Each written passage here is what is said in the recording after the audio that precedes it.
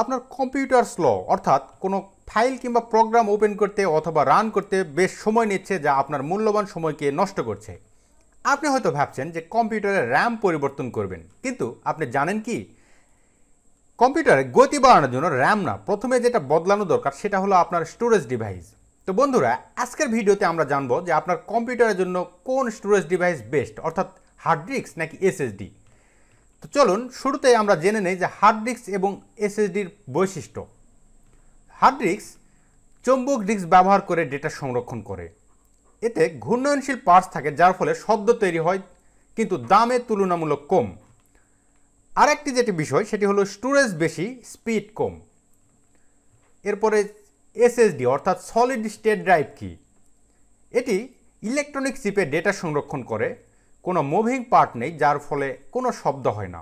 গতি অনেক বেশি, তবে দামটা তুলনামূলক বেশি।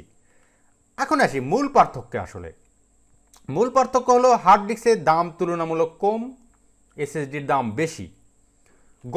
গঠনে যদি আসি তাহলে হার্ড ডিস্কের মুভিং পার্ট আছে, যার ফলে শব্দ হয়, এসএসডিতে কোনো শব্দ হয় না। আর গতি, হার্ড ডিস্কের গতি তুলনামূলক কম, এসএসডির গতি অনেক বেশি। যদি সময়ের পার্থক্যর কথা বলা হয় তাহলে হার্ড ডিস্ক সেই পুরনো প্রযুক্তি আর এসএসডি হলো আধুনিক টেকসই প্রযুক্তি। তো কার জন্য কোনটি ভালো, অর্থাৎ আপনার জন্য কোনটি ভালো হবে? আপনি যদি ভিডিও এডিটিং, গেমিং বা ভারী সফটওয়্যারে কাজ করেন তাহলে অবশ্যই আপনার জন্য এসএসডি। আর যদি কোনো ডেটা বা ফাইল স্টোরেজের জন্য দরকার হয় তাহলে হার্ড ডিস্কই যথেষ্ট। তবে সবচেয়ে ভালো হলো একসাথে দুটি ব্যবহার করুন। এসএসডিতে উইন্ডোজ ইনস্টল করুন আর এইচডিডিতে ফাইল সংরক্ষণ করুন।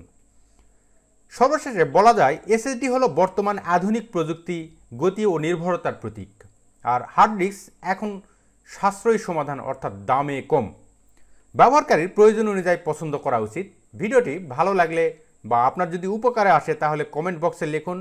আমাদের চ্যানেলটি সাবস্ক্রাইব করুন, বেশি বেশি লাইক, কমেন্ট এবং শেয়ার করুন। ধন্যবাদ সবাইকে।